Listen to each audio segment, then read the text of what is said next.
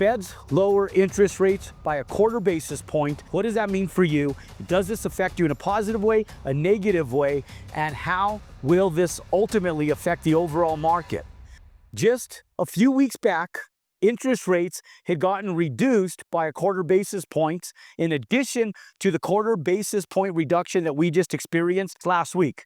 The second that interest rates went down, mortgage rates went up, severing the residential market yet once again. So when interest rates and the federal funds rate actually decrease, doesn't mean that mortgage rates themselves are going to go down. So you have to pay attention to the 10-year Treasury and where mortgage rates are today, because the mortgage rates are not affected entirely on interest rates going down. It's the 10-year Treasury that really depicts where the federal fund rates is going to be and mortgage rates themselves actually sit. And so anytime the mortgage rates go up, obviously it's going to sever the residential real estate market because the cost of money goes up, meaning that the cost of mortgages also go up in turn. So that month over month expense lands up severing people's ability to be able to leverage over that debt to income ratio to get them into that house. Now, the contrary is on the horizon. What we're looking at today is we're looking at two different variables that are going to depict 2026. Now, we know that Trump has put us in a position where he's putting downward pressure on Jerome Powell. Now, Jerome Powell has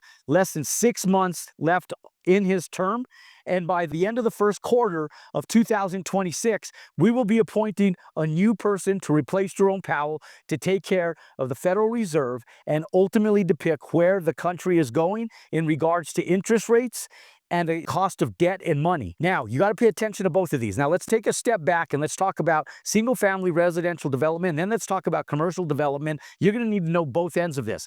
Everybody in residential development needs to be in commercial development because the commercial development is where you have the largest tax benefits and the cash flow on your assets. Single family home, you can get a little bit of cash flow on it, but when you're paying a mortgage on that thing, especially with high interest rates, your cash flow isn't even worth the management that it takes to be able to hold that asset. That's why you have to have a portfolio. And if you don't have a portfolio, you're wasting your time. It's a great place to start. It's a great place to get experience, but it's not a great place to stay. So now, when we look at it from an end user perspective, if you're buying land and you're building houses, if we look at it an end user perspective, if you're doing long-term holds, and you're doing Airbnb and some of the other arbitrage models through short-term rentals, you got to pay attention to where the market is today. Because now that the federal funds rate goes down, mortgage rates should go down with it. We now have a 0.5 basis point reduction, which means that the cost of money is slowly going down, meaning that the value of your asset will slowly start to go up based on cap rates. If you do not know what a cap rate is, you have to understand what cap rates are. Cap rates are the amount of return you have on your investment, provided you pay cash for that house, okay? Now, when we go in and you buy a single family home and you're gonna get a long-term mortgage on it, it's the cost of that debt that's really going to affect the overall affordability of that house, not the price itself. How does that affect builders? Well, it's not going to affect you as the builder with your construction lending because your construction lending is going to be about the same as it was already. Where it will affect as your end buyer. Because the lower mortgage rates go down, the more buyers actually come to the market because the affordability goes up as interest rates go down.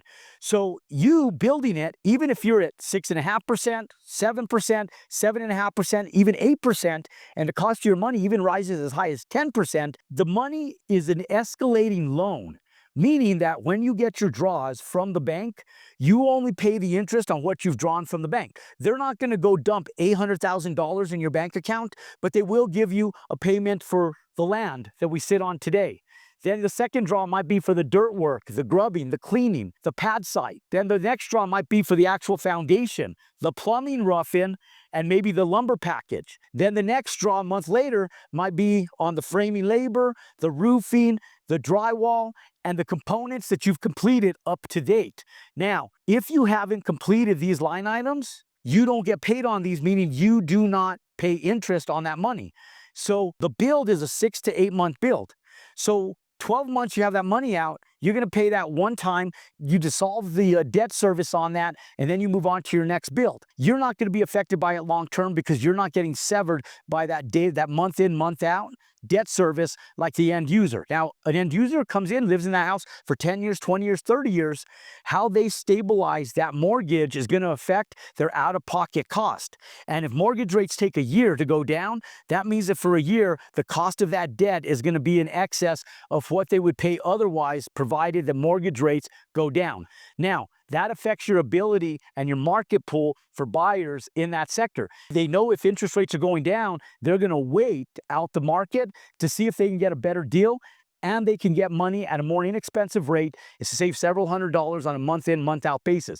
That's why we deal with the upper middle class, because the upper middle class, they have more affluency. They have the ability to go in and float the payment short term while they go in and bridge over to a better mortgage when interest rates go down. They also are accounting for 16% of all homes that are being bought cash nationwide. And so the cost of that debt to them is not as important as it is to the median buyers. Now, when we look at this from a long-term hold perspective in commercial, it's very important because the mortgage industry and the federal funds rate has affected the commercial real estate sector for the last 3 years. And here's what's happened. I'm going to put this in a nutshell because I don't want to dig into a rabbit hole here, but understand that cap rates and your rate of return go down when interest rates go down on your cash flow, but the asset value goes up. So as interest rates go down, your cash flow might go down, but your value of your asset goes up exponentially, because as cap rates lower, values increase. As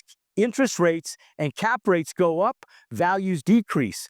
So the same asset that you were able to buy, for sake of example, for $2 million for a 10-unit apartment complex just a few years ago, now today is only worth half the value based on that same cap rate, same revenue, but higher cost for money.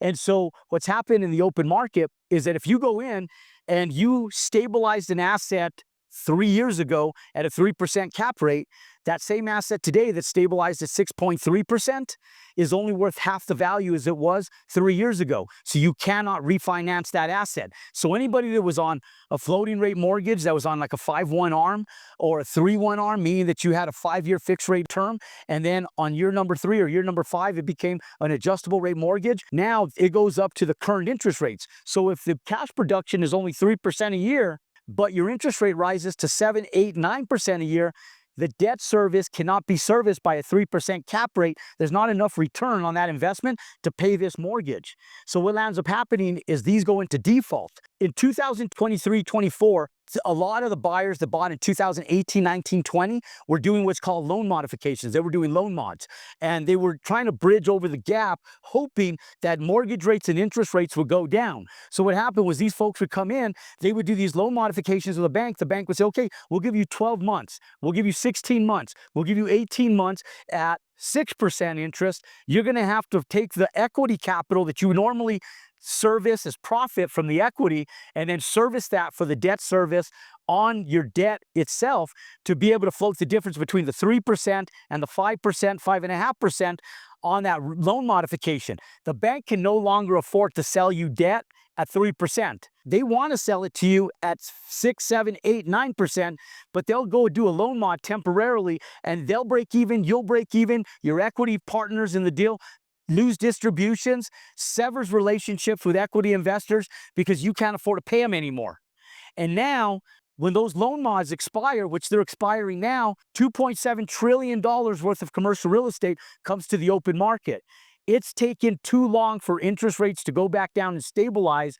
And so a lot of good investors, building and property owners, and syndicators are taking a licking right now on their real estate, severing relationships with their equity partners because there is no money left to pay the equity partners after the debt has been serviced with the increase of interest rates.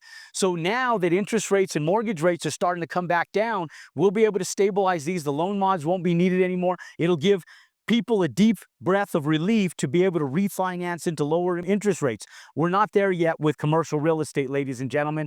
We still have work to do, and where we really need the interest rates to settle hopefully by the summer of 2026, is right around that 5% mortgage rate and 5% interest rates, because if our debt coverage ratio goes down, the asset values go back up, the ability to refinance becomes viable again. Now it puts them in a position where they could sell these assets and they can relieve the equity partners at least of their basis of what they have in, and then they just roll into another project and put that money to work somewhere else. Ladies and gentlemen, interest rates going down to 5% is where we need them. We're not quite there yet. Continue to buy land, continue to build houses until interest rates go down low enough to make purchasing real estate desirable again. Buy land, build houses, and build multifamily, because the ground up game is more controllable when you know what your asset is valued based on raw dirt and raw land versus an acquisition where it's volatile based on the cost of your debt. And for more content to understand interest rates, the cost of money, real estate, and construction, click and subscribe to our YouTube channel. Click that thumbs up button, give us a little bit of love, and until next time, go out and compound your success.